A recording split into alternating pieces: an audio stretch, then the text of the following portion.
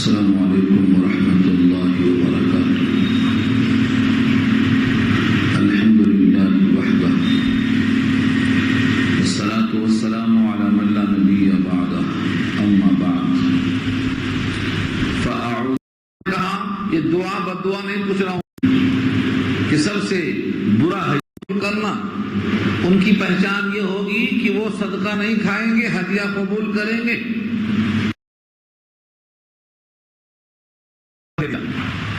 دوسری بار وہ ہدیہ لے کر آئے تو ہم نے اس کو استعمال فرمایا، انہوں نے فوراً اسلام قبول کر لیا۔ یہ ان کا طریقہ تھا ایمان لانے کا۔ قرآن کریم کی آیت میں اشارہ اسی کی طرف ہے کہ بہت سے لوگ جن کو ہم نے کتاب پہلے سے دے رکھی تھی وہ منتظر تھے، وہ قرآن کو ہاتھ میں ملتے ہی ایمان لے آئے، انکار نہیں کیا۔ دیکھو لفظوں کو، الذین آتیناہم الکتاب، وہ لوگ جن کو ہم نے دے رکھا ہے کتاب، یعنی قرآن سے پہلے، من قبل ہی، اس سے پہلے یعنی قرآن سے پہلے کون سی کتاب دے رکھا تھا؟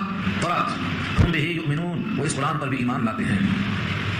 اور جب ان پر قرآن کریم کی آیتیں پڑھی جاتی ہیں، وَإِذَا يُتْلَىٰ عَلَيْهِمْ، اور جب تلاوت کی جاتی ہے ان پر، قَالُوا آمَنَّا بِهِ، تو کہتے ہیں ہم اس پر یقین لائے، ہم اس پر ایمان لائے، إِنَّهُ الْحَقُّ مِن رَّبِّنَا، بے شک وہ سچ ہے ہمارے رب کی طرف سے، إِنَّا كُنَّا مِن قَبْلِهِ مُسْلِمِينَ، بے شک ہم تھے اس سے پہلے ہی اطاعت گزار، مسلمین جمع ہے مسلم کی، ہم اس سے پہلے ہی مسلمان تھے۔ مسلمان کی تشریح میں دو باتیں یاد رکھ لو، لفظی معنی مسلم کے ہیں اطاعت قبول کرنا، اور اصطلاحی معنی ہے شریعت مصطفیٰ کو مان کر اس کے مطابق ڈھلنا۔ تو یہ پہلے سے مسلمان تھے کا مطلب یہ ہے کہ اس کتاب میں پڑھ کر، علامتیں دیکھ کر ہم پہلے سے ہی مان چکے تھے کہ نبی آئیں گے تو انہیں اسلام میں ان کے ہاتھ قبول کر کے اسلام میں داخل ہوں گے، ہم مان چکے تھے، پہلے سے ہم مومن تھے۔ کیونکہ مسلمین کا جو لفظ ہے یہ امت محمدیہ کا لقب ہے، امت محمدیہ کا لقب سورہ حج میں آ چکا ہے کہ تمہارا نام مسلمان اللہ نے رکھا ہے یا ابراہیم نے رکھا ہے، دونوں وہاں زمینیں لوٹتی ہیں، ہوا سماکم المسلمین، اسی نے تمہارا نام مسلمان رکھا۔ تو امت محمدیہ کا خصوصی لقب مسلمان ابراہیم نے رکھا ہے یا اللہ نے رکھا، لیکن بقیہ جتنی امتیں تھیں اپنے وصفی معنی کے اعتبار سے وہ بھی مسلمان تھی، وہ بھی اللہ کا حکم مانتی تھی۔ اس امت کے لیے بطور لقب کے اور بقیہ امتوں کے لیے بطور صفت کے، اس کی مثال دیتا ہوں میں۔ اگر آپ سے کوئی کہے کہ حضرت عمر یہ کس کا لقب ہے تو کہیں گے حضرت عمر کا لقب ہے فاروق، فاروق لقب ہے حضرت عمر رضی اللہ تعالیٰ عنہ کا، اور صدیق لقب ہے ابو بکر صدیق کا۔ صدیق کے معنی تصدیق کرنے والا اور فاروق کے معنی حق اور باطل میں فرق کرنے والا، یہ ان دونوں کا لقب تھا۔ لیکن اگر یہ خوبیاں کسی اور میں پیدا ہو جائیں تو وصفی اعتبار سے اس کے لیے بھی فاروق کہا جائے گا، اس کو بھی صدیق کہا جائے گا، تو ان کا لقب ہوگا اور دوسروں کے لیے وصف ہوگا، صفت ہوگی، ان میں بھی وہی خوبی ہے، ان میں بھی وہی چاہیے۔ بس اسی انداز سے جتنے بھی انبیاء کو ماننے والے تھے سب اطاعت کرتے تھے، اس لیے وہ بھی مسلمان ہیں، یعنی حکم بردار۔ اور یہ امت محمدیہ ان کا خصوصی لقب ہے مسلم، اطاعت کرنے والے۔ یہ کہا کرتے تھے کہ ہم تو اس سے پہلے بھی مسلمان تھے، اس کتاب کے آنے سے پہلے ہی ہم مان چکے تھے۔ اب ان کی خوبی دیکھو، آسان کام نہیں ہے۔ پہلے سے ایک کتاب کو ماننے والا دوسری کتاب کو مانے، پہلے سے نبی کو ماننے والا دوسرے نبی کو مانے، پہلے سے ایک جگہ پہ چلنے والا نئی جگہ پہ چلے، کوئی آسان کام نہیں ہے۔ ایک بات جو عادت پختہ ہو جاتی ہے اس میں سے نکلنا آدمی کے بس کی بات نہیں ہوتی۔ حق سمجھ کر باطل کو چھوڑے اور نئی چیز کو پکڑے، پرانی چیز کو خیربات کر دے، یہ آسان کام نہیں ہوتا۔ اسی لیے اللہ نے ان کے لیے خوب تعریف کی، خوب تعریف کی۔ اس تعریف میں فرمایا کہ ان کو ہم دوہرا اجر دیں گے۔ جن لوگوں نے دو کتابوں پر ایمان رکھا، دو نبیوں پر ایمان رکھا، دو شریعتوں پر عمل کیا، ہم ان کو دوہرا اجر دیں گے۔ دیکھیے لفظوں کو آگے، اولئک یؤتون اجرهم مرتين، وہی لوگ ہیں کہ دیے جائیں گے ان کے اجر دو مرتبہ، دو مرتبہ دیے جائیں گے اجر۔ کیوں؟ پہلے نبی پر ایمان لائے ایک اجر، پھر ایک نبی پر ایمان لائے دوسرا اجر، پہلے ایک کتاب پر ایمان لائے ایک اجر، دوسری کتاب پر ایمان لائے پھر ایک اجر۔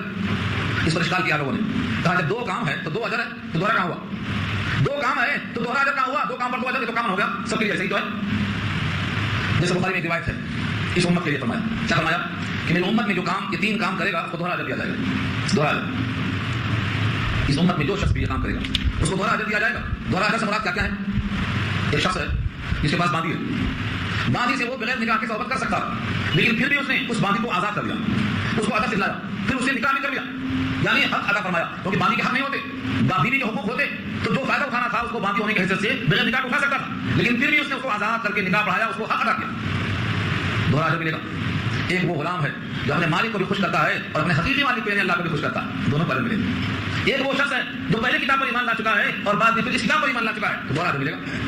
بخاری کی اس روایت کا کلام کیا ابن حجر نے کہ جب دو کام ہے اور دو اجر ہیں تو دوہرا اجر کیسے کام ہے؟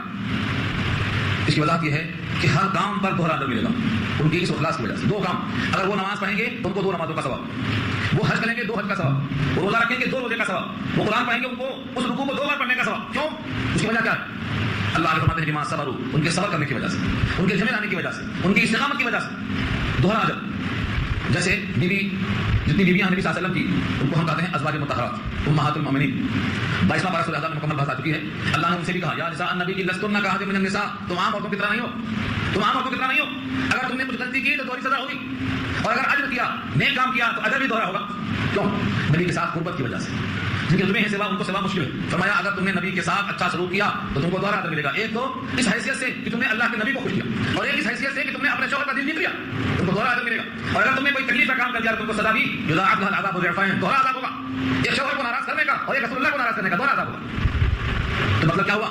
جن کی قربت زیادہ ہوتی ہے ان کو اس انداز سے دوہرا دیا جاتا ہے اور قصور پر سزا بھی دی جاتی ہے عام حالتوں میں۔ اسی واسطے کہتے ہیں کہ جب بندے سے اللہ تعالیٰ راضی ہو جاتے ہیں تو دوہرا دینا بلکہ کئی گنا دے دینا اللہ کی قدرت میں ہے۔ اب آپ سوچتے ہوں گے کہ ان کے ان کاموں پر اللہ نے دوہرا کیوں دے دیا اور ہمارے دوسرے کاموں پر دوہرا کیوں نہیں دیا؟ یہ تو اللہ کی طرف سے اللہ کی عطا ہے، وہ جس کو چاہے دے دے، جتنا چاہے دے دے، کون ہے پوچھنے والا؟ اس پر ایک واقعہ لکھا ہے بخاری میں، وہ سنا چکا ہوں میں آپ کو، شاید بھول گئے۔ فرمایا نبی صلی اللہ علیہ وسلم نے اس امت کی مثال اور سابقہ امتوں کی مثال سمجھانے کے لیے ایک آدمی نے ایک نوکر رکھا اور کہا تمہیں یہ کام کرنا ہے، تمہیں دن بھر کام کرنے کے بعد میں 1 قیراط ملے گا۔ اس نے دوبارہ تک کام کیا، اس کے بعد کہا میرے بس کی بات نہیں ہے، جو دینا دے دو، یہ کام نہیں کروں، تھک گیا۔ اس کو مالک نے 1 قیراط دے دیا، کام باقی ہے، پھر ایک مزدور لایا، اس نے کہا ٹھیک ہے 1 قیراط پر کام کرو۔ اس نے عصر کی نماز تک کام کیا، اس کے بعد اس نے چھوڑ دیا کام، مالک نے اس کو 1 قیراط دے دیا، کام باقی ہے، پھر ایک نوکر لایا گیا، اس نے عصر سے مغرب تک کام پورا کر دیا، مالک نے خوش ہو کر کے اس نے کام مکمل کیا ہے 2 قیراط دے دیا۔ پہلے کے دونوں نوکر واپس آئے کہ ہم نے کام زیادہ دیر تک کیا ہے اور محنتانہ اس بات والے کو ڈبل دیا گیا ہے۔ ہاں، دوپہر تک کام کرنے والے کو 1 قیراط، عصر تک کرنے والے کو 1 قیراط اور مغرب تک کرنے والے کو 2 قیراط۔ مالک نے کہا یہ بتاؤ تم سے جو محنتانہ طے ہوا تھا اس میں کچھ کمی کیا میں نے؟ کہا اس میں کوئی کمی نہیں۔ کہا پھر جس کو میں نے 2 قیراط دے دیا ہے یہ اس پر میرا فضل ہے، اس میں آپ کو کیا اعتراض ہے؟ فرمایا سید الانبیاء محمد مصطفیٰ صلی اللہ علیہ وسلم نے کہ پہلی مثال یہود کی ہے اور دوسری مثال نصارہ کی ہے اور تیسرا نوکر جو ہے وہ امت محمدیہ کا غلام ہے جس نے کام کم وقت میں کیا ہے لیکن اجر ڈبل لے کے چلا گیا۔ تو قرآن کریم کی مثالیں اور حدیث کی مثالیں کثرت سے آئی ہیں کہ جن کو اللہ چاہتے ہیں ان کو ڈبل دینے پر قابل ہیں۔ یہاں اسی کا ذکر کیا ہے، ایک پہلے نبی پر ایمان لانے کا پھر ایک اور نبی پر ایمان لانے کا دوہرا اجر، اس کی وجہ سے ان کو ہر کام پہ دوہرا اجر، ہر کام پہ دوہرا اجر دیا جائے گا ان کو۔ یہ فضیلت دیکھیے لفظ کو، اولئک یؤتون اجرهم مرتين، اولئک وہی لوگ ہیں یؤتون دیے جائیں گے اجرهم ان کا اجر ان کا ثواب مرتين دوہرا دیا جائے گا، دوہرا ثواب ملے گا۔ کیوں؟ بما صبروا ان کے صبر کرنے کی وجہ سے، ان کے نیکیوں پر جمے رہنے کی وجہ سے، تحمل کی وجہ سے، ان کے عزت کی وجہ سے اور خوبی ہوگی۔ وَيَدْرَؤُونَ بِالْحَسَنَةِ السَّيِّئَةَ اور وہ دفع کرتے ہیں اچھائی کے ذریعے سے برائی کو۔ وہ برائی کا آسان کام نہیں ہے، دنیا کہتی ہے ان کا جواب پتھر سے دیں گے، ہاں ان کا جواب پتھر سے دیں گے اور بندوق کا جواب توپوں سے دیں گے، لیکن قرآن سکھلاتا ہے کہ نہیں، یہ لوگ برائی کا جواب بھلائی سے دیتے ہیں اور گالی کا جواب دعاؤں سے دیتے ہیں، اور جب کبھی ان پر وہ لوگ گستاخیاں کرتے ہیں تو یہ ان کے حق میں دعائے خیر کرتے ہیں۔ یہ ہے ان کا ایک اور عمل۔ پہلا کیا تھا؟ بما صبروا، یہ ان کا جمنا استقامت، اور یہ برائی کو دفع کرنا بھلائیوں سے، یہ ان کا اخلاق ہے، ان کا کردار ہے، ان کا کریکٹر ہے۔ قرآن کریم میں اس پر بہت سی آیتیں ملیں گی آپ کو کہ جب بندہ اچھائی سے برائی کو دفع کرتا ہے تو کیا فائدہ ہوتا ہے۔ لکھا ہے تمہارا کوئی دشمن ہے، وہ دشمنی پر آمادہ ہے لیکن تم برابر اس کے ساتھ حسن سلوک کرتے جاؤ تو ایک دن تمہارا وہ گہرا دوست بنے گا۔ فَإِذَا الَّذِي بَيْنَكَ وَبَيْنَهُ عَدَاوَةٌ كَأَنَّهُ وَلِيٌّ حَمِيمٌ، یہ بات آپ سن چکے ہیں، گہرا دوست بن جائے۔ تو برائی کا جواب برائی سے نہیں دیا کرتے ہیں، اخلاق مند لوگ برائی کا جواب کیسے دیتے ہیں آگے وہ بھی بتاتا رہی۔ تو 2 وصف ہو گئے، تیسرا وصف کیا ہے؟ وَمِمَّا رَزَقْنَاهُمْ يُنْفِقُونَ، اور جو کچھ ہم نے ان کو دے رکھا ہے اس میں سے وہ خرچ کرتے رہتے ہیں۔ خرچ کرتے رہنا بہت اچھا عمل ہے۔ دنیا میں بہت سے لوگ ہیں بہت سارے اچھے کام کرتے ہیں لیکن جہاں خرچ کرنے کی بات آتی ہے وہاں ان کا عمل پھسل جاتا ہے، وہ خرچ کرنے پر پیچھے ہٹ جاتے ہیں۔ حالانکہ خرچ کرنا اس بات کی دلیل ہے کہ یہ بندہ اللہ کے حکم کو مقدم سمجھتا ہے مال کے اوپر۔ حدیث میں آتا ہے اگر تمہارے پاس زیادہ نہیں ہے تو کھجور کا ٹکڑا، کھجور کو چیر کے اس کا آدھا ٹکڑا خیرات کرو۔ ہاں اتقوا النار ولو بشق تمرۃ، ایک کھجور مکمل دینے کی طاقت نہیں ہے تو اس کو چیر کے آدھا دو، اس سے جہنم سے بچو۔ اتنا بڑا فرق۔ جب بندہ خرچ کرتا ہے تو اس پر اللہ کی رحمت متوجہ ہوتی ہے۔ خرچ کرنا بلاؤں کو ٹال دیتا ہے، صدقہ بلاؤں کو رد کر دیتا ہے۔ تو مومن ہمیشہ خرچ کرنے کو، مومن سخی ہوتا ہے، مومن سخی ہوتا ہے کیونکہ بخیلی مومن کے ساتھ قریب نہیں آ سکتی۔ بخیلی تو وہ کرتا ہے جو دنیا ہی میں ہمیشہ رہنا چاہتا ہے، جو دنیا سے جا کر وہاں حاصل کرنا چاہتا ہے، وہ یہاں خرچ کر کے وہاں اجر جمع کرنا چاہتا ہے۔ تو دیکھیے لفظوں کو کیا مفہوم نکلا۔ جب ان پر ہماری آیتیں پڑھی جاتی ہیں تو کہتے ہیں اس پر ایمان لائے، بے شک وہ حق ہے ہمارے رب کی طرف سے، اور بے شک ہم سے اس سے پہلے مسلمان وہی لوگ ہیں جو دیے جائیں گے دوہرا اجر ہر کام پر ان کے صبر کرنے کی وجہ سے۔ وہ دفع کرتے ہیں اچھائیوں کے ذریعے سے برائیوں کو۔ تو صحابی ہیں حضرت معاذ بن جبل رضی اللہ تعالیٰ عنہ، ان سے فرمایا نبی صلی اللہ علیہ وسلم نے جب کوئی غلطی ہو جائے، جب کوئی قصور ہو جائے تو اس قصور کے پیچھے نیکیاں کرو، یہ نیکیاں اس قصور کا تلافی کرنے والی بن جاتی ہیں۔ یا معاذ اتبع الحسنۃ بعد السیئۃ، کیوں؟ اصول ہے قرآن کریم کا ان الحسنات یذهبن السیئات، نیکیاں برائیوں کو مٹا دیتی ہیں۔ تو جب کوئی غلطی ہو جائے توبہ کرنے کے ساتھ ساتھ کچھ نیکیاں زیادہ کرنا، وہ نیکیاں جب تولی جائیں گی تو اس برائی کا تلافی کرنے کا سامان بن جائیں گی۔ یہاں کہا گیا وَمِمَّا رَزَقْنَاهُمْ يُنْفِقُونَ، اور جو کچھ ہم نے ان کو دے رکھا ہے اس میں سے وہ خرچ کرتے ہیں، یہ ان کے اوصاف ہیں۔ اور جب ان سے کوئی کہتا ہے میاں تمہارے بارے میں فلاں صاحب ایسا بول رہے تھے، لگاتا ہے اس کو بولتے اپنے بارے میں سنتا ہے کہ تمہارے بارے میں فلاں صاحب ایسا بول رہے تھے تو یہ بھڑک کر جوش میں آ کر جواب نہیں دیتا۔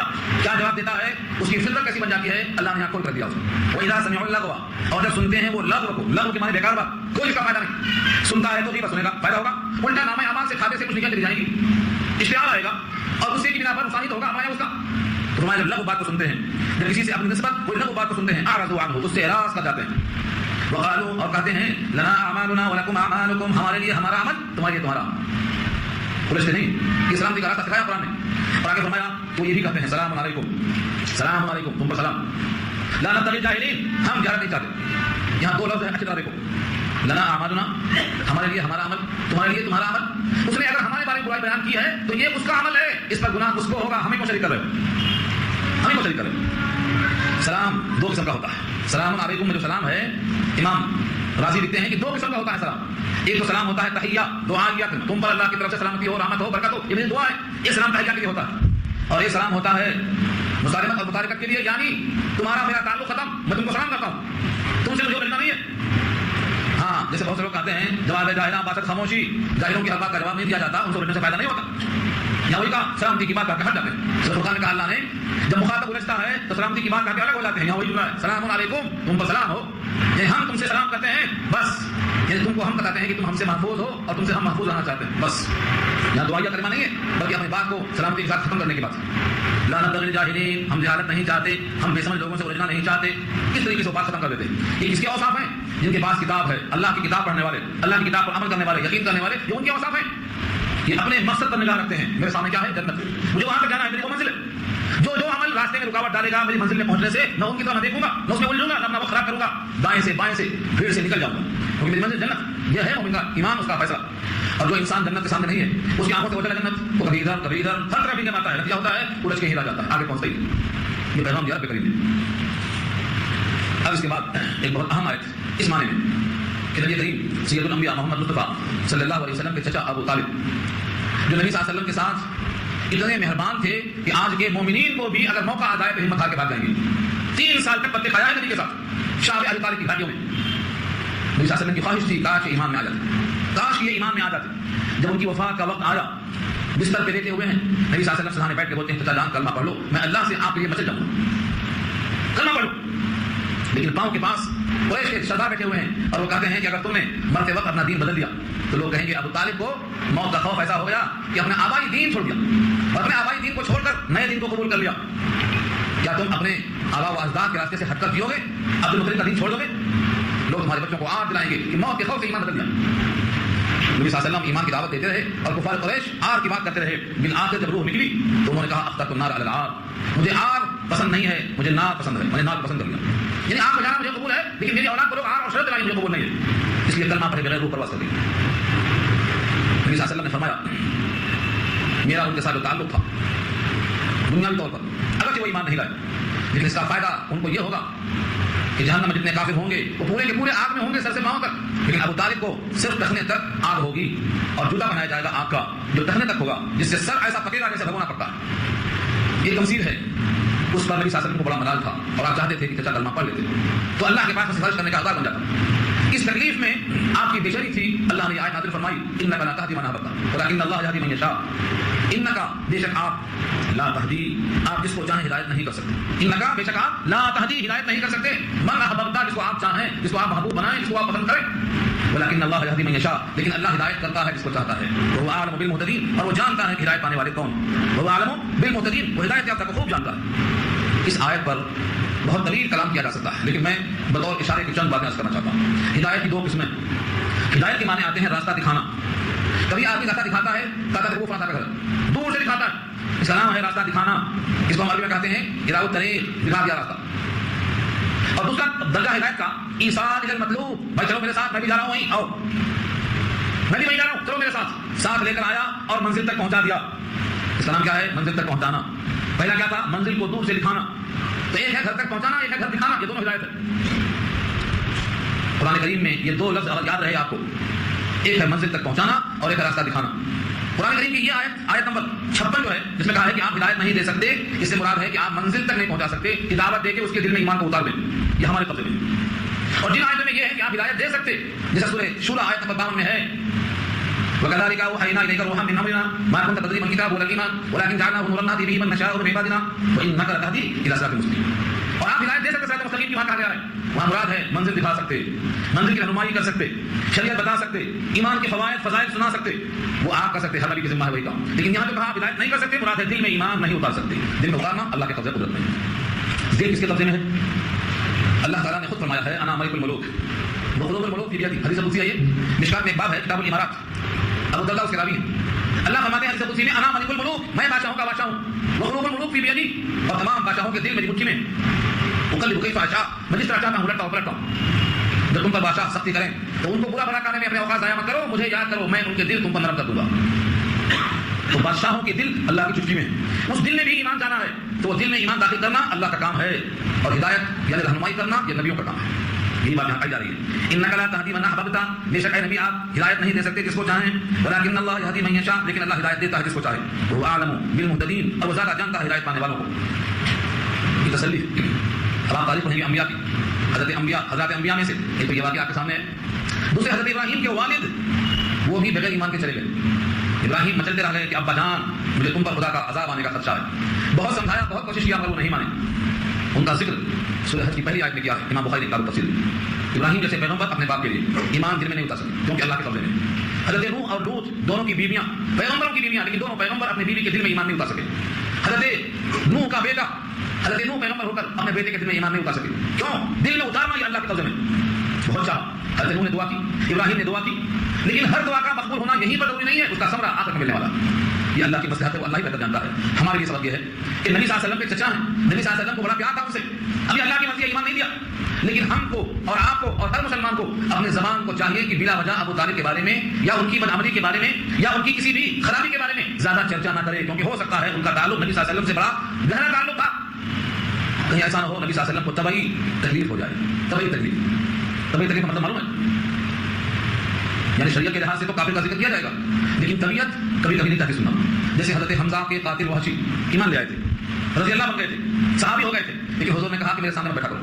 میرے سامنے بیٹھو گے تو میرے چچا کی یاد تازہ ہو جائے گی، اور چچا کی یاد آئے گی تو میرا دل غموں سے بھر جائے گا، آنکھیں اشکبار ہو جائیں گی، اور میرے اس غم کی وجہ تم بنو گے، تم پر کسی طرح کا عذاب نہ آ جائے، اس لیے تم پیچھے بیٹھا کرو.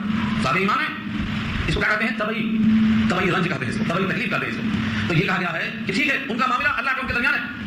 اب تم بار بار ان کا تذکرہ کرتے ہوئے کہیں ایسا نہ ہو نبی صلی اللہ علیہ وسلم کو طبعی طور پر رنج پہنچے کہ تمہارے واسطے مفید نہیں ہوگا. اس لیے اپنی زبان کو بند کر کے رکھنا اچھا ہے، اس کے بارے میں زیادہ بحث کرنا اچھا نہیں ہے. یہ فرمایا گیا، یہ علماء نے سکھایا ہے عوام کے لیے. علمی بات کرنا ہے، علمی طور پر ایمان کی کفر کی حدوں کو بیان کرنا ہے، وہ جائز ہے، لیکن لوگوں میں چرچا کرنا منع کر دیا ہے.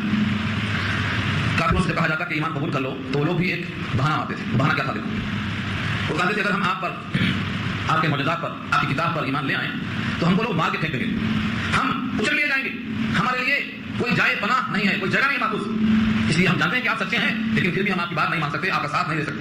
اس کا جواب دیا اللہ نے، وقالوا ان نتبع الهدى معك، اور کہنے لگے کافر اگر ہم اتباع کریں آپ کی، نتبع الهدى آپ کے ساتھ ہو کر اس دین کی بات مانیں، معك آپ کے ساتھ، نتخطف من ارضنا تو ہماری زمین سے ہم اچھل لیے جائیں گے، مطلب ہم کو بے گھر کر دیا جائے گا، ہم کو نکال کے پھینک دیا جائے گا، ہماری کوئی حیثیت نہ رہے گی، ہم بے گھر ہو جائیں گے. بہت سے لوگ اسلام میں داخل ہونے سے ڈرتے تھے اور آپ بھی اسی لیے ڈرتے ہیں کہ ہمارا گھر بے گھر ہو جائے گا، ہم اجڑ جائیں گے. اللہ فرماتے ہیں کیا ہم نے حرم پاک کو امن والا بنا کر تم کو نہیں ٹھہرایا، جبکہ پورے اطراف میں رہزنی اور قتل اتنا عام ہے کہ لوگ اچھل لیے جا رہے ہیں، لیکن پورے مکے میں بیت اللہ کے خادموں کا اتنا غلبہ ہے کہ پورے لوگ ڈرتے ہیں ان پر ہاتھ ڈالتے ہوئے، یہاں تک کہ اگر کوئی باغ کا قاتل بھی مل جائے حرم میں تو اس پر ہاتھ نہیں ڈالتے باہر نکلنے تک. کیوں؟ حرم کا اتنا احترام تھا زمانے جاہلیت میں بھی کافروں کو بھی. تو ہم نے تم کو اتنا حرم امن والا دے رکھا ہے، تو کیا تم کو ہم بے حق کر دیں گے؟ تم کو ہمارے ساتھ کام، لیکن کو نہیں. دوسرے حرم محترم میں امن کے سوا اور ایک خاص بات کیا ہے، جب دنیا میں کہیں کوئی پھل نہیں ملتا تو مکے میں پھل ملتا. تمہیں فکر یہ ہے کہ ہم کھائیں گے کیا، ہماری معیشت کیا ہے؟ تو دیکھا جائے مکے میں نہ گیہوں ہوتا ہے، چاول آج تھوڑا بہت ہو رہا ہے، تھوڑا بہت ہو رہا ہے. وہاں کی زمین میں پٹرول ہوتا ہے، لیکن چاول گیہوں چنا دال مسور پیاز نہیں ہوتی، سب بائش کرتے. لیکن دنیا کا ہر پھل جو اعلیٰ درجے کا ہوتا ہے وہ مکے میں ملتا، اس زمانے سے، ابراہیم کے زمانے سے اعلیٰ درجے کا پھل. اور صرف پھل نہیں، دنیا کی ہر چیز کا نتیجہ وہاں پہلے آتا ہے. بہترین قالین وہیں پہلے آئے گی، بہترین کاریں وہیں پہلے آئیں گی، دنیا کی ہر بنائی ہوئی چیز جو بہترین ہوتی ہے پہلے وہیں پہنچتی ہے. یہ اللہ کا وعدہ ہے. چاہے دیکھیے لوگوں کو، اولم نمکن لہم، کیا ہم نے ان کو اقتدار نہیں دیا، کیا ہم نے ان کو جمایا نہیں؟ کہاں؟ حرم جو قابل احترام ہے، آمنا امن والا، جہاں سب کو امن ملتا ہے، یجبا الیہ پہنچایا جاتا ہے اس شہر کی طرف، ثمرات کل شیء، ہر چیز کے ثمرات، ثمرات کل شیء، ہر شے کے ثمرات. یہ نہیں کہا ہر درخت کے پھل، ہاں ہر درخت کے پھلنے کا، ہر جھاڑ کے پھلنے کا، ہر چیز کا نتیجہ. فیکٹری کا نتیجہ کیا ہوتا ہے؟ اس کی پیداوار، اس کی مصنوعات، وہ بھی وہاں پہنچتی ہے.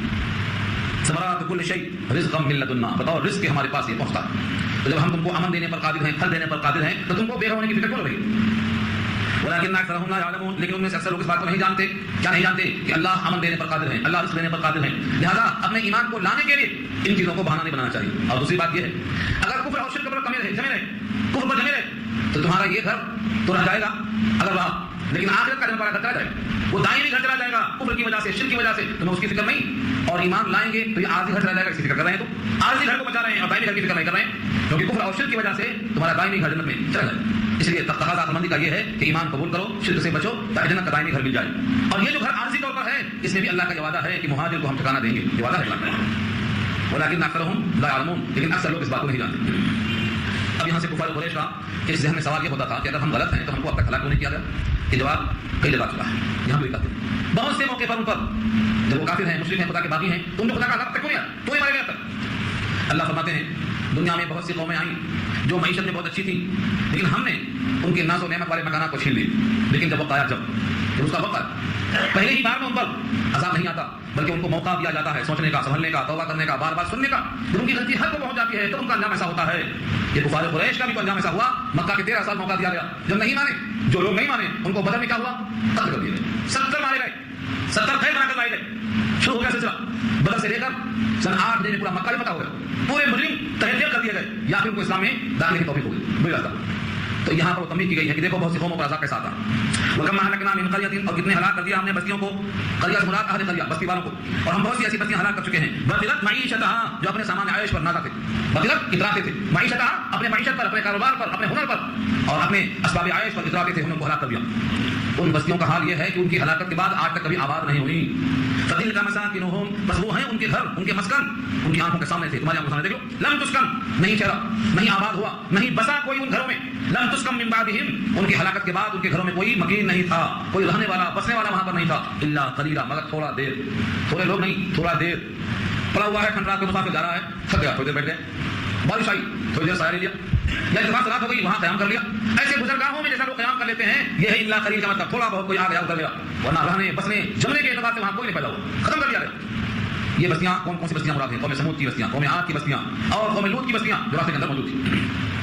وَكُنَّا نَحْنُ الْوَارِثِينَ، اور ہم ہی ہیں سب مسلمانوں کے وارث، اور ہم ہی ہیں سب کے مالک. نحنو، ہم ہی ہیں، وارثین، تمام کے تمام وارث ہم ہی ہیں. یعنی سب مریں گے، ہم باقی رہیں گے، کوئی بچے گا نہیں، دنیا کا ہر فرد چلا جائے گا.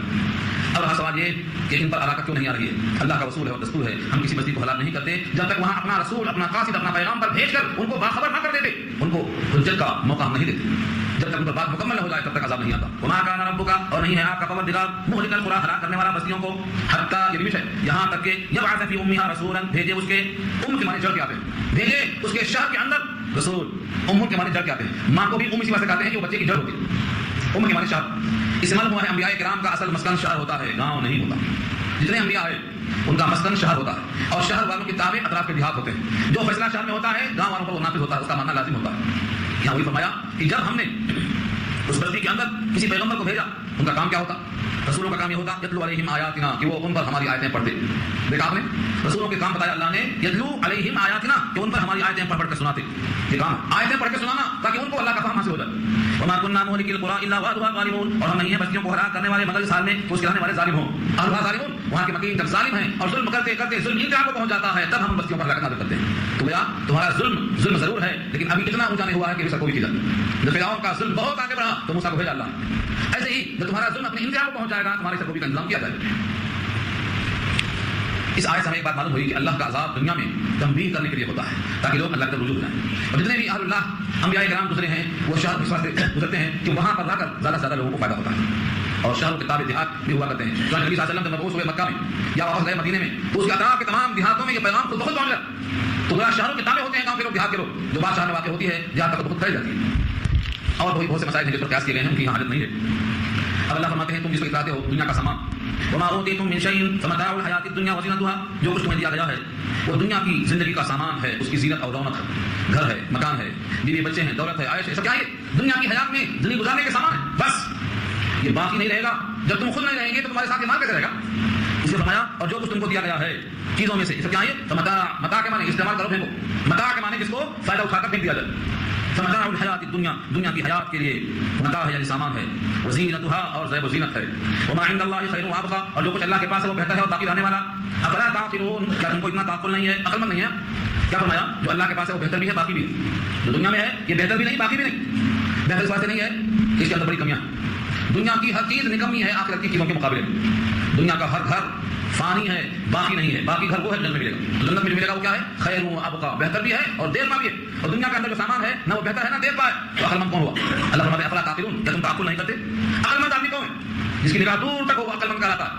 حدیث میں آتا ہے اگر غور سے دیکھا جائے تو دنیا میں لوگ سمجھتے ہیں ہم عقل مند ہیں، ہم عقل مند، دنیا میں جو ماہر ہیں شاطر ہیں وہ سمجھتے ہیں کہ ہم بہت عقل مند ہیں، لیکن اللہ کے حبیب فرماتے ہیں عقل مند وہ ہے جو اپنے ذات کو پہچانے اور ایسا کام کرے کہ دائمی جل جائے اس کو۔ القیس من دان نفسہ وعمل لما بعد الموت، مرنے کے بعد جو کام میں آئے وہ کام کرے وہ عقل مند ہے۔ فقہ کی مشہور کتاب ہے، اگر کوئی آدمی کچھ پیسہ دے دیا عقل مندوں کو میری طرف سے تحفہ تو کس کو دیا جائے گا؟ ہاں لکھا ہے مسلک احناف میں قدر مسئلہ ہے مطالب میں کہ اگر کوئی ایسا وصیت کرے، وصیت کے بیان میں ہے کہ یہ میرا مال عقل مندوں کو تحفہ دے دو تو ان کو دیا جائے گا جن کے اپنے اوقات آخرت کی کمائی میں لگ رہے ہیں، کیونکہ یہ عقل مند ہے، ان کا مستقبل تابناک ہے اور یہ اپنے مستقبل کی فکر میں لگے ہوئے ہیں، جو دنیا میں لگے ہوئے ہیں ان کی ساری محنتیں محدود ہیں، کم سالوں کے لیے ختم ہو جائیں۔ اس لیے اللہ فرماتے ہیں آخرت میں جو کچھ ملنے والا ہے وہ بہتر بھی ہے اور ابقا بھی ہے، تم تعقل کرو اور جو ہمیشہ باقی رہنے والا ہے اسی پر تم کوشش کرو اور محنت کرو۔ اللہ تعالیٰ عمل کرنا آسان فرمائے، دعا کر لیجیے۔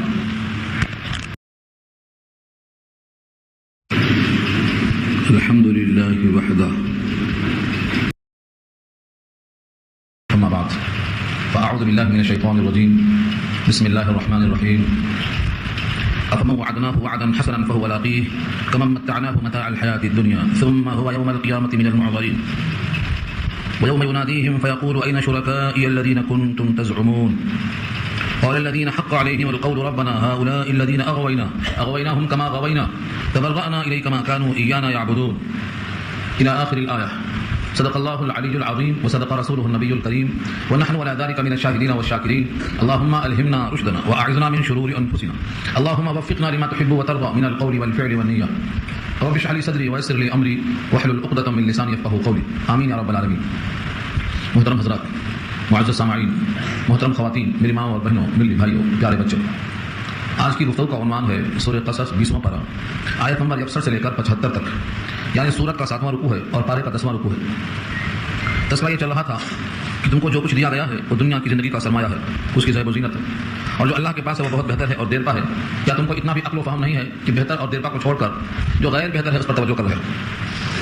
یہاں سے اگلی آیت میں ایک مثال دے کے بتایا رب کریم نے کہ ایک وہ شخص ہے جس سے ہم نے عمدہ وعدہ کیا ہے اور وہ اپنے وعدہ حسن کو ضرور پائے گا۔ کیا یہ وہ شخص اس آدمی کی طرح ہے جو دنیا ہی کے اندر پریشان چلتا رہتا ہے اور دنیا کے استعمالی اشیاء میں الجھ کر رہ جاتا ہے، پھر وہ قیامت میں جب حاضر کیا جائے گا تو پکڑا ہوا لایا جائے گا؟ یہ دونوں میں کون بہتر ہے؟ یہ سوال کیا گیا ہے۔ اس آیت میں استفہام ہے، افمن وعدنا، آ کے معنی کیا؟ کوشچن ہے، اور فا کے معنی تو۔ من وعدنا جس سے ہم نے وعدہ کر رکھا، اصل میں من وعدنا ہو ہے جس سے ہم نے وعدہ کر رکھا، ملا کر پڑھنے سے افمن وعدنا، کیا بھلا وہ شخص جس سے ہم نے یعنی رب کریم نے وعدہ کر رکھا۔ کون سا وعدہ؟ وعدن حسنا، عمدہ وعدہ۔ جب اللہ نے کوئی اچھا وعدہ کر رکھا ہے تو اس کا مصداق جنت ہے یا اللہ کا دیدار ہے۔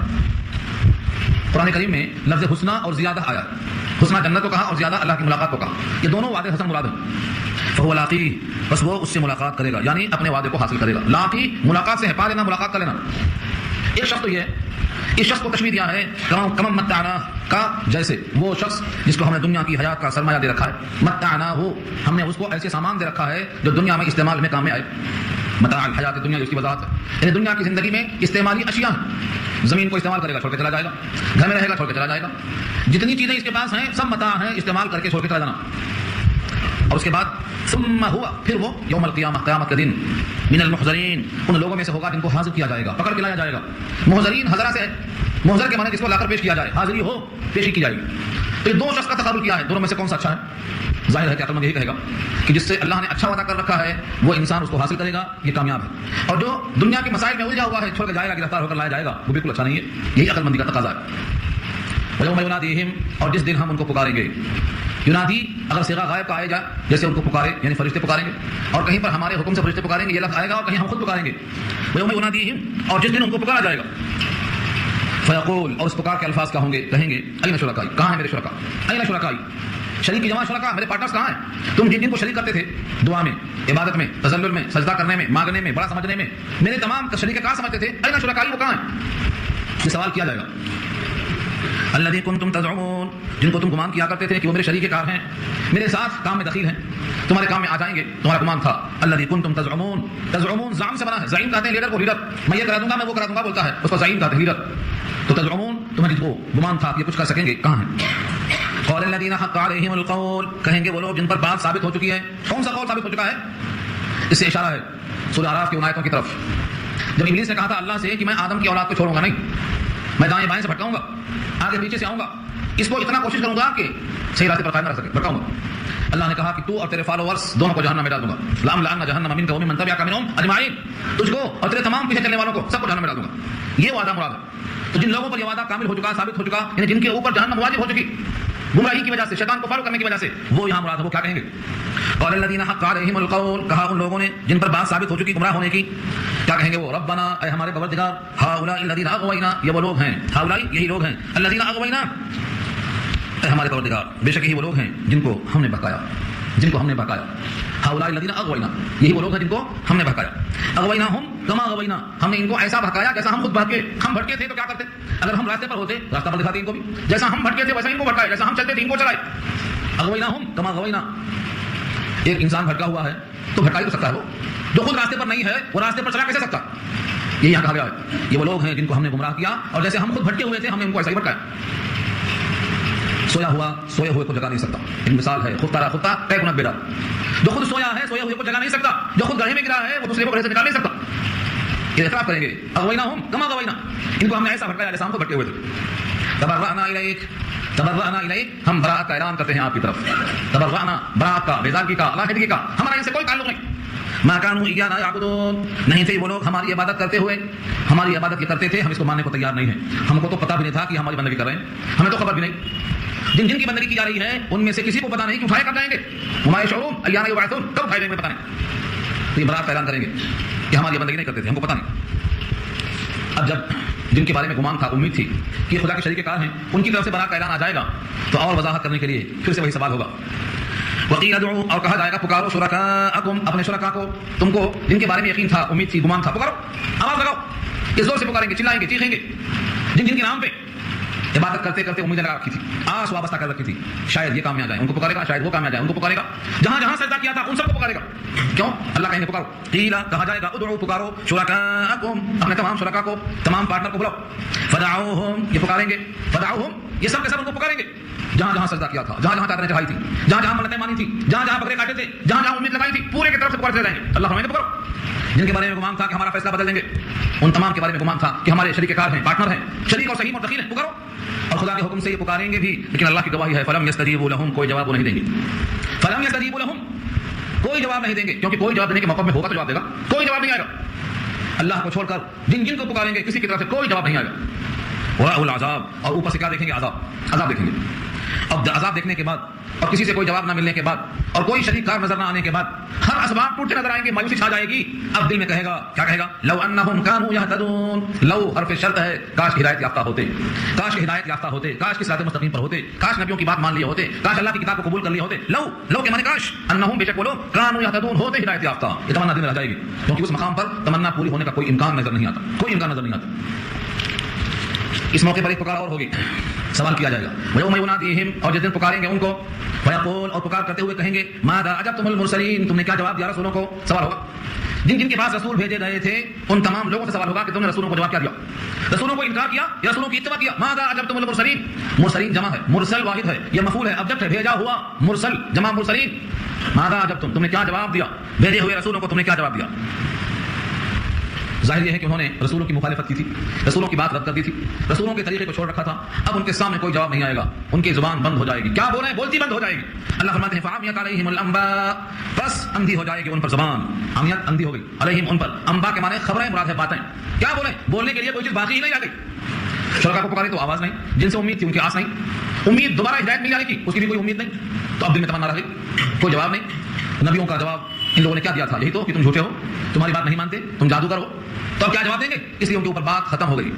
وعمیت علیہم الانباء، مضامین گم ہو جائیں گے، بات ختم ہو جائے گی. یومئذ، اس دن، فہم لا یتساءلون، بس وہ لوگ باہم سوالات بھی نہیں کر سکیں گے. چلو پوچھ کے جواب دے دیں. آج کوئی سوال کیا جائے، جواب نہیں آتا تو بس پوچھ لیتے ہیں، تم کو معلوم ہے کیا؟ بتاؤ کوئی ہے کیا؟ آپس میں سوالات کر لیتے ہیں. اللہ فرماتے ہیں کہ ایسی زبان بند ہو جائے گی، ایسے مضامین ختم ہو جائیں گے، ایسی زبان گم ہو جائے گی، لا یتساءلون، کہ آپس میں پوچھنے کے لائق نہ رہیں گے. فہم لا یتساءلون، ایک دوسرے سوال نہیں کر سکیں گے. اب دو ہی راستہ ہوگا. ایک راستہ تو وہ ہے کہ جو ایمان لایا، ایک راستہ وہ ہے جس نے انکار کیا. دونوں کا انجام بتایا اللہ نے. فَأَمَّا مَنْ تَابَ وَآمَنَ وَعَمِلَ صَالِحًا فَعَسَىٰ أَن يَكُونَ مِنَ الْمُفْلِحِينَ. بس بہرحال وہ شخص جس نے توبہ کر لیا، وآمن، اور ایمان قبول کر لیا، یعنی یقین کر لیا، وعمل صالحا، اور عمدہ کام کر لیا. تین شرطیں ہیں. توبہ کیا، ایمان کو اختیار کیا، عمل صالح کر لیا. تین ہی شرط رکھا اللہ نے، چوتھی کوئی شرط نہیں. عمل صالح میں نبی کی اتباع آتی ہے، کیونکہ عمل صالح وہی ہے جو نبی نے کیا ہو، اللہ نے حکم دیا ہو. اور ایمان کا مطلب یقین، دل کا اعتماد. دل میں یقین آ جائے کہ اللہ کا حکم اور نبی کا طریقہ نجات کا ضامن ہے، دل میں اطمینان آ جائے، یقین ہے، اسی کا نام ایمان ہے. اور توبہ کر لیا، صرف کلے پھر لیا نہیں بلکہ دل سے اپنے گناہوں پر نادم و شرمندہ ہو گیا کہ آئندہ مجھ سے غلطی نہیں ہوگی. الا من تاب، جو توبہ کر لیا. اللہ فرماتے ہیں امید ہے، فعسا، امید کیا ہے، ان یکون من المفلحین، کہ ہو جائے فلاح پانے والوں میں سے. مفلحین جمع ہے مفلح. مفلح کا مطلب فلاح، حی علی الفلاح، فلاح کی طرف آؤ، یعنی کامیابی کی طرف آؤ. موضوع یہی کہتا ہے حی علی الفلاح، فلاح کے معنی کامیابی، اور مفلح کامیابی پانے والا، جمع اس کی مفلحین. امید یہ ہے کہ یہ فلاح پانے والے ہوں گے. اب یہاں سے ایک سوال کا جواب ہے. کفار قریش نے سوال کیا تھا قرآن دینے کے لیے، یہ یتیم یسیر کو اللہ نے کیوں منتخب کیا؟ کسی بڑے آدمی کو دیا ہوتا قرآن طائف میں اور مکے میں، کسی بڑے آدمی کا انتخاب کیا ہوتا، کسی بہت جائیداد والے کو دیا ہوتا جس کے آگے پیچھے نو کچا کر بہت ہوں. جس طرح سے زخرف میں سوال کیا ہے، زخرف میں نقل کیا ہے اللہ نے اس کو. کیا کہا انہوں نے؟ لولا انزل هذا القرآن على رجل من القريتين عظيم. دو شہر قریتین، مکہ اور طائف، ان دو میں سے کسی بڑے آدمی کو کیوں دیا گیا قرآن؟ ایک یتیم یسیر جن کے باپ نہیں، جائیداد نہیں، ماں نہیں، ایسے کو کیوں دیا گیا؟ کفار قریش کا یہ اعتراض تھا. اللہ فرماتے ہیں تمہارے لیے تمہاری رائے اہم ہوگی، اللہ کے سامنے تمہاری کوئی رائے اہم نہیں ہے. تم کون؟ جب تم کو پیدا کرنے میں تمہاری رائے کا دخل نہیں تھا تو نبوت کی تقسیم میں تمہاری رائے کا دخل کیوں ہوگا؟ میرا رب مختار ہے، جو چاہتا ہے پیدا کرتا ہے، جس کو چاہتا ہے نبی بناتا ہے، جس کو چاہتا ہے رسول بناتا ہے. رب میرا پیدائش میں بھی کسی کا مشورہ قبول نہیں ہے تو نبوت کے عطا میں تمہارا مشورہ کیا حیثیت رکھتا ہے؟ تم کو بولنے کا یہ حق نہیں ہے کہ ان کو کیوں دیا، ہم کو کیوں نہیں دیا، ان پر کیوں نازل ہوا، ہم پر کیوں نازل نہیں ہوا. اللہ کی عطا. نبوت کسبی چیز نہیں ہے، وہابی ہے. کسبی کا مطلب کما کر حاصل کر لیں گے، کمانے سے حاصل نہیں ہوتی. یہ وہابی ہے، اللہ جس کو دے دے، اللہ جس کو چاہے دے دے. یہ اس آیت میں کہا گیا ہے. اس پر کئی لوگوں نے بہت طویل کلام کیا ہے. پہلے لفظوں کو دیکھیں. وَرَبُّكَ يَخْلُقُ مَا يَشَاءُ وَيَخْتَارُ. جملہ بہت مختصر ہے. عربی کے اندر خوبی یہی ہے کہ جملہ مختصر اور بات بہت طویل. وَرَبُّكَ، اور آپ کا رب، يَخْلُقُ، پیدا کرتا ہے، پیدا کرے گا، کیونکہ یہ مضارع کا لفظ ہے اور مضارع میں دونوں ٹینس دونوں زمانے پائے جاتے ہیں. پیدا کرتا ہے، پیدا کرتا رہے گا. يَخْلُقُ، وہ پیدا کرتا ہے، آئندہ پیدا کرے گا. ما یشاء، یہ مفعول يخلق کا، وہ جو چاہے گا، وہ جو چاہتا ہے پیدا کرتا ہے، جو چاہے گا پیدا کرے گا. اور آگے کیا فرمایا؟ وَيَخْتَارُ، اور وہ پسند کرتا ہے جس کو چاہتا ہے اور پسند کرے گا جس کو چاہے گا. جملہ بہت مختصر ہے. دو باتیں کہی گئی. اللہ کی تخلیق میں تمہارا مشورہ نہیں چلے گا اور اللہ کی پسند میں تمہاری رائے نہیں چلے گی. اللہ نے تمام فرشتوں میں سے جبریل کو چن لیا تمہارے مشورے کے بغیر. میکائیل، اسرافیل، اسرائیل کو منتخب کیا تمہارے مشورے کے بغیر. تمام انسانوں میں سے انبیاء کو، رسولوں کو چن لیا تمہارے مشورے کے بغیر. تم کون؟ تمہاری کیا حیثیت ہے؟ میرا رب مختار ہے، پسند کرنے میں، پیدا کرنے میں مالک ہے، جو چاہے پیدا کرے. اللہ تعالیٰ نے ساری دنیا میں جتنے مخلوقات پیدا کیا ان میں سب سے اشرف اور اکرم انسان کو بنایا. اللہ کی تخلیق ہے، انسان کو اکرم بنایا. ہے قطرہ، حقیر قطرہ، لیکن چاہا تو اشرف بنا دیا، اکرم بنا دیا. وجعلکم خلائف الارض، تم کو زمین کا خلیفہ بنا دیا، چاہا تو بنا دیا. پھر فرمایا اللہ تعالیٰ نے تمام انسانوں میں رسولوں کو، نبیوں کو منتخب کیا.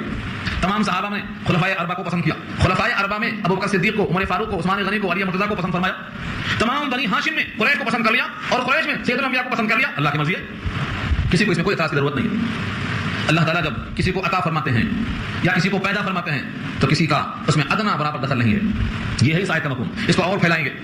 آج کل جو لوگ کہتے ہیں فلاں کو کیوں دیا، فلاں کو یہ چیز کیوں مل گئی، حسد جس کا نام ہے، یہ حسد کی جڑیں کاٹنے والی آیت ہے. تم کو دیا تو تم تو خوش ہو اور دوسرے کو دے دیا تو تم کو اعتراض اور ناگواری پیدا ہو گئی. تمہارا کیا بگڑتا ہے کسی کو ملنے سے؟ تم بھی دعا کر لو اللہ سے مانگنے کی. کسی کے دینے پر اعتراض کرنا اللہ کے فیصلے پر اعتراض کرنے کے برابر ہے. کسی کا نام حسد ہے. حسد برائی سی بات ہے. تو اس آیت کا پیغام یہ ہے اللہ جو چاہتے ہیں پیدا کرتے ہیں، جس کو چاہتے ہیں پسند کرتے ہیں. ان کی پسند سن لو. اگر تم چاہتے ہو کہ تم بھی اللہ کے قریب ہو جاؤ تو اللہ کی پسند کا خیال کرو. اللہ ایمان پسند کرتے ہیں، اللہ توبہ پسند کرتے ہیں، اللہ عمل صالح پسند کرتے ہیں، اللہ اپنے محبوب کی نقل کو پسند کرتے ہیں. تم بھی پسند کر لو، آ جاؤ، قریب ہو جاؤ. کچھ چیزیں ہیں جس میں کسب کا اختیار ہے اور کچھ چیزیں ہیں جو وہاں بھی ہمارا کسب کا اختیار نہیں ہے. نبوت تمہیں نہیں مل سکتی، تمہیں کتاب نہیں مل سکتی، لیکن اگر تم چاہو تو اس کتاب کے فاروق بن سکتے ہو. کتاب پر ایمان لا کر عمل صالح کر کے اللہ سے قریب ہو سکتے ہو. رکاوٹ نہیں ہے، پابندی نہیں ہے. یہ فرمایا وَرَبُّكَ يَخْلُقُ مَا يَشَاءُ وَيَخْتَارُ، اور آپ کا پروردگار پسند پیدا کرتا ہے جو چاہتا ہے اور پسند کرتا ہے جو چاہتا ہے. مَا كَانَ لَهُمُ الْخِيَرَةُ، ما کان لهم الخیارہ، نہیں ہے ان کے لیے کوئی اختیار. خیارہ اختیار، کسی کو جنبش اپنے لب ہلانے کی کسی کو اللہ نے اختیار نہیں دیا ہے. تم اپنے بارے میں کچھ کہنا ہے تو کہہ لو، اللہ کے فیصلے بارے میں تمہیں کوئی اختیار نہیں. لا يسأل عما يفعل وهم يسألون، وہ جو کرتا ہے سوال نہیں کیا جاتا. ہاں لوگ سوال کیے جائیں گے اپنے کرتوت سے متعلق. اللہ کی شان کیا ہے؟ لا يسأل عما يفعل، وہ جو کرتا ہے سوال نہیں کیا جا سکتا. وهم يسألون، ہاں لوگ سوال کیے جائیں گے کیونکہ لوگ مخلوق ہیں وہ خالق ہے، لوگ مملوک ہیں وہ مالک ہے، لوگ اس کے رزق کے محتاج ہیں وہ رزاق ہے. اسی واسطے وہ سوال کرے گا، تم سوال کا جواب دو گے، لیکن تم سوال کرنے کے حقدار نہیں ہو. ما کان لهم الخیارہ، نہیں ہے ان کے لیے کوئی اختیار، کوئی حق حاصل نہیں ہے. سبحان اللہ، اللہ کی ذات پاک ہے، پھر بھی تمام عیوب سے منزہ ہے، با اختیار ہے، با اختیار ہے، کل ملکیت کا مالک ہے. اس کے باوجود سبحان اللہ پاک ہے اس کی ذات، اس میں کوئی عجب کمی نہیں ہے، کوئی بات عدل کے خلاف نہیں ہے، کوئی بات انصاف کے خلاف نہیں ہے. سبحان اللہ پاک ہے اللہ کی ذات. وتعالی، اور بلند ہے وہ، ما عما یشرکون، شرک سے پاک اور برتر ہے. یعنی اللہ تعالیٰ ان تمام چیزوں سے پاک اور بلند ہے جس کو وہ لوگ شریک کرتے ہیں. اللہ تعالیٰ بلند ہے ان تمام چیزوں سے جو اللہ کے ساتھ لوگ شریک کرتے ہیں، کیونکہ ہر شے جس کو شریک کرتے ہیں مخلوق ہے اور وہ خالق ہے. یہ جتنے لوگ شریک کرتے ہیں یہ مملوک ہے، وہ مالک ہے. اسی لیے وہ بہت بلند ہے جن کو وہ شریک کرتے ہیں. اپنی پیشانی جھکا کر تذلل اختیار کر کے دعائیں مانگ کے حاجت روا سمجھ کے جن کو وہ اللہ کے برابر سمجھتے ہیں ان تمام سے اللہ بہت بلند اور بالا سبحانہ و تعالی عما یشرکون. وربک یعلم ما تکن صدورهم وما یعلنون. کچھ لوگ باتیں چھپا کر بولتے ہیں اور کچھ لوگ باتیں ظاہر کرتے ہیں. جب کوئی اہم بات ہوتی ہے تو آہستہ آہستہ چھپا کر بولتے ہیں کہ مسلمانوں کو خبر نہ ہونے پائے، چپکے سے بات کرتے ہیں. اللہ فرماتے ہیں ان کو یہ نہیں معلوم کہ ظاہر کریں تب بھی اور چھپا کر بولیں تب بھی اللہ کا علم ہے. اللہ اپنے نبی کو باخبر کر دے گا اور نبی صحابہ کو اطلاع کر دیں گے. تو ان کا کانا پھوسی کرنا اور چپکے چپکے ہمارے اسلام کے خلاف باتیں کرنا، ان کے دماغ میں یہ نہیں آتا کہ ان کا ظاہر کرنا، ان کا چھپانا سب اللہ کے یہاں برابر ہے. وربک یعلم، اور آپ کا رب جانتا ہے، ما تکنو صدورہم، ان کے سینے جو چھپاتے ہیں. تکنو اکنان کے معنی آتے ہیں چھپانا. صدور صدر کی جمع ہے، ان کے سینے مراد ہے دل، جو ان کے دل میں چھپا ہوا ہے وہ آپ کا رب جانتا ہے. وما یعلنون، اور جس کا وہ اعلان کرتے ہیں وہ بھی اللہ جانتا ہے. یعلنون اعلان سے، اعلان کے معنی اطلاع دے دو. اللہ تعالیٰ فرماتے ہیں دونوں برابر ہیں. اس لیے تم رات میں جو باتیں کرتے ہو، محفلوں میں کانا پھونسی کرتے ہو، اسلام کے خلاف لمبی لمبی باتیں کرتے ہو، یہ سب اللہ کے علم ہے. اللہ اپنے نبی کو باخبر کرتے ہیں اور نبی صحابہ کو مطلع کرتے ہیں. تو تمہاری کانا پھونسی کس کام میں آئے گی؟ وہو اللہ، وہی ہے اللہ. لا الہ الا ہو، نہیں ہے کوئی معبود مگر وہی، یعنی وہی معبود ہے، اس کے سوا کوئی معبود نہیں. لا الہ الا ہو، اللہ کے سوا کوئی معبود نہیں. وہی ذات کامل صفات ہے، اسی کی ذات تمام خوبیوں کی مالک ہے، تمام عیوب سے منزہ ہے. لہ الحمد فی الاولی، لہ الحمد فی الاولی والآخرہ، اسی کے لیے تعریفیں ہیں، اسی کے لیے حمد و ثنا ہے. اولا میں یعنی دنیا میں، والآخرہ آخرت میں یعنی اس دنیا کے بعد دوسری دنیا میں. اولا اور آخرہ، دنیا اور آخرت دونوں میں اللہ کی حمد اور ثنا ہے. دنیا کی حمد و ثنا تو معلوم ہے، لیکن آخرت کی حمد و ثنا بھی اللہ تعالیٰ نے وعدہ فرمایا ہے. میں اپنے نبی کی زبان پر حمد و ثنا کے ایسے کلمات جاری کروں گا جو کسی کی زبان پر اس سے پہلے نہیں آئے. اسی واسطے نبی صلی اللہ علیہ وسلم فرمایا کرتے تھے اللہم لا احصی ثناء علیک انت کما اثنیت علی نفسک، اے اللہ ہم آپ کی ثنا اور آپ کی تعریف کا احاطہ نہیں کر سکتے، آپ ایسے ہیں جیسے آپ نے اپنی خوبیاں خود بیان کی. وَلَهُ الْحُكْمُ وَإِلَيْهِ تُرْجَعُونَ، اسی کے لیے حکم ہے. حکم سے مراد حکومت، قیامت میں کسی کی حکومت نہیں. آج تو عارضی طور پر امتحان کے لیے کسی کو حکومت دے رکھی ہے، کوئی بادشاہ کہتا ہے، کوئی وزیر، کوئی ارکان سلطنت بنتا ہے. اللہ فرماتے ہیں یہ حکومت یہ دنیا کے ساتھ عارضی ہے. ایک ایسا دن آئے گا اللہ پوچھیں گے لمن الملک اليوم، آج کس کی بادشاہت؟ کوئی جواب دینے کا نہیں رہے گا، تو خود جواب دیں گے للہ الواحد القہار، ایک اللہ. یہاں اشارہ ہے اسی کی طرف. وَلَهُ الْحُكْمُ، حکومت بھی قیامت میں اسی کی ہوگی. دنیا میں بھی حکومت اسی کی ہے، لیکن اختیار اتنا دے رکھا ہے کہ تمہارا امتحان ہو سکے. آج بھی کامل اختیار نہیں ہے، ہم جو چاہیں کر لیں نہیں کر سکتے، جتنا چاہیں ہم نہیں کر سکتے. ورنہ سارا جہان چاہتا ہے کہ ہم بادشاہ بن جاتے، نہیں ہو سکتے. سب محنت کرتے کامیاب نہیں ہوتے، سب کے سب کوششیں کرتے ہیں لیکن سب کو ان کی کوششوں کا نتیجہ نظر نہیں آتا. کیوں؟ اللہ نے سب کو اختیار نہیں دیا. وَإِلَيْهِ تُرْجَعُونَ، اور اسی کی طرف تم کو لوٹ کر جانا ہے. ترجعون، لوٹائے جاؤ گے. اب اللہ نے 2-3 آیتوں میں ایسے دلائل کو پیش کیے ہیں کہ ہم روزانہ ان کا مشاہدہ کرتے ہیں، لیکن آنکھیں دیکھ کر دل تک پیغام نہیں پہنچا پاتی ہیں غفلت کی وجہ سے. پوچھا ہے رب کریم نے قل ارائیتم ان جعل اللہ علیکم اللیل سرمدا الی یوم القیامہ، کہہ دیجئے بھلا بتاؤ تو صحیح، اگر اللہ تمہارے اوپر رات کو ہمیشہ ہمیشہ کے لیے بنا دے قیامت تک کے واسطے، من الہ، کون ہے دوسرا حاکم، کون ہے دوسرا معبود غیر اللہ کے علاوہ، یاتیکم بضیاء، کہ تمہارے پاس روشنی لے آئے. ہے کوئی؟ ساری کائنات میں تلاش کرو، کوئی اس دعوے کو چیلنج کرنے والا نہیں ہے. اگر ہمیشہ کے لیے اللہ تم پر، ہمیشہ کے واسطے تمہارے اوپر اللہ رات کو طاری کر دیں تو روشنی دن کی تمہارے پاس لانے والا کوئی معبود ہے؟ افلا تسمعون، کیا تم سنتے نہیں ہو؟ کیا ایسے صاف دلائل کو تم سنتے اور مانتے نہیں ہو؟ اس کا دوسرا رخ ہے قل، آپ یہ بھی کہیے ارائیتم، بھلا بتاؤ تو صحیح، ان جعل اللہ، اگر بنا دے اللہ علیکم تم پر، النہار دن، سرمدن ہمیشہ ہمیشہ، الی یوم القیامہ قیامت کے دن تک، من الہ غیر اللہ، کون ہے وہ معبود اللہ کے علاوہ، یاتیکم باللیل، کہ تمہارے اوپر رات لے آئے، لیل رات لے آئے، تسکنون فیہ، تم جس میں سکون پاتے ہو. افلا تبصرون، کیا تم دیکھتے نہیں ہو؟ یہاں تبصرون کہا اور اوپر کی آیت میں تسمعون کہا. تسمعون سننا اور تبصرون آنکھوں سے دیکھنا. رات کے ساتھ فرمایا تم جس میں سکون حاصل کرتے ہو تسکنون فی، اور دن کے ساتھ نہیں فرمایا، اس کے کام اس کے فائدے نہیں بتایا، کیونکہ دنیا جانتی ہے روشنی کے فائدے بہت زیادہ ہیں تاریکی کے فائدے کے مقابل میں. لوگ روشنی کو ترجیح دیتے ہیں. اللہ نے تاریکی کا ایک فائدہ بتایا، وہ یہ ہے کہ تم رات کی تاریکی میں اتنا سکون پاتے ہو کہ دن کی نیند اس کو پورا نہیں کر سکتی. اگر وہ رات نہ لائے تو یہ رات والا سکون تمہیں کون دینے والا ہے؟